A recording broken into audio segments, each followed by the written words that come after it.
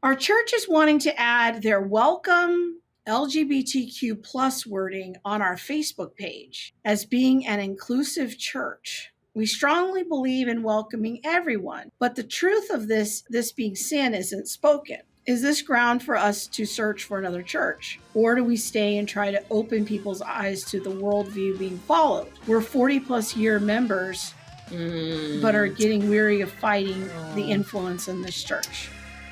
Oh, That's very sad.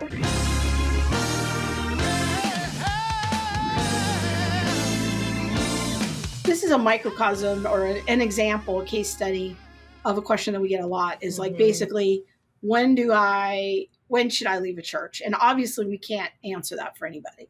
Yeah. Like that's just something you got to get into a conversation with the Lord about and figure out what he wants you to do. Like, and I don't know, Marcia, if you believe that hearing from God is a thing.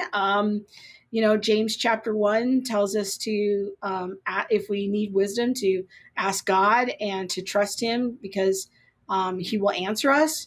So I guess my first suggestion is to ask the Lord. Ask the Lord for wisdom. And in our experience, the Lord tells some people to stay and fight, and the Lord tells other people to go and get fed elsewhere. And it really depends on what the Lord tells you to do. Now, the people who stay and fight, they have to be up for a lot of really hard conversations. They have to be willing to potentially get hurt and injured, disappointed, have people basically maybe tell them to their face there's either no problem or they're going to look into it and then nothing ever happens. That road is a very hard road. And to be very candid, I am not recalling in this moment a letter that we have received in the thousands and thousands of letters we've received in the last 2 years of anybody saying, I stayed and I fought and we were able to turn it around. I'm not saying those examples aren't out there, but it really starts at the elders. And if the elders and the leadership are willing to go down this road, I think the chances of a layperson trying to turn that around are very, very small. But if the Lord tells you to stay and fight, obey the Lord. And if the Lord tells you to go get fed elsewhere, obey the Lord.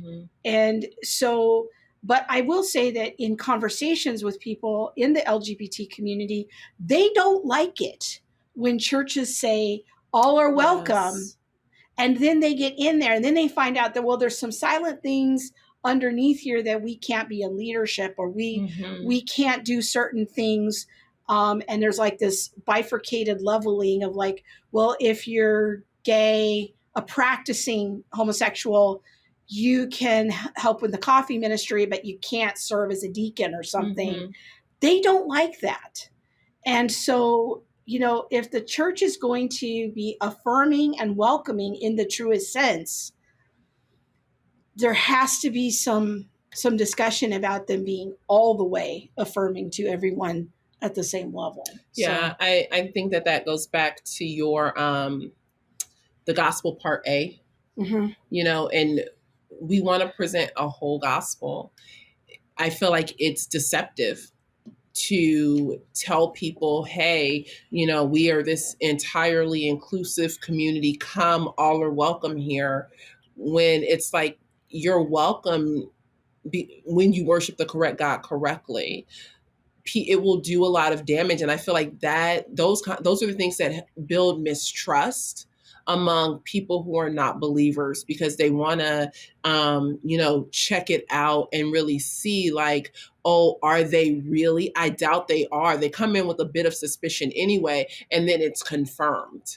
And that can just push people farther away. But like Krista said, you have to listen to the Lord on what the Lord tells you to do. If he tells you to stay and to fight, then you stay and you fight and you trust the Lord. And no matter what you see or how painful it is. Even if you don't, quote unquote, win, if the Lord tells you to stay and fight, then you have to obey. Yes. And until he tells you to leave. And that's can be painful, difficult, and you will grow in your faith as a result of that. Yeah. If the Lord tells you in his grace, go get fed elsewhere, go do that. Because that's a very depleting situation, emotionally, spiritually, to feel like, I'm in such disunity with my church leadership. But as the leaders go, the church goes. So again, if you're not in leadership, I think, that's probably not going to have a good outcome.